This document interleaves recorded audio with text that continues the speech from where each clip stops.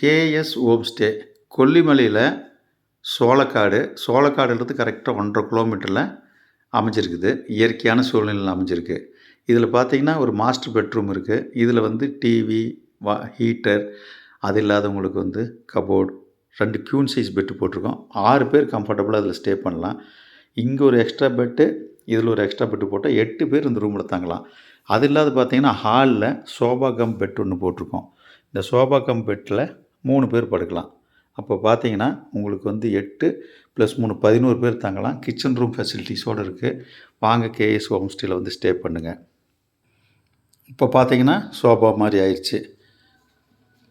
உங்களுக்கு sofa come பெட்டில் ஒரு 3 பேர் கம்ஃபர்டபுளாக பண்ணுறத வசதி பண்ணி கொடுத்துருக்கோம்.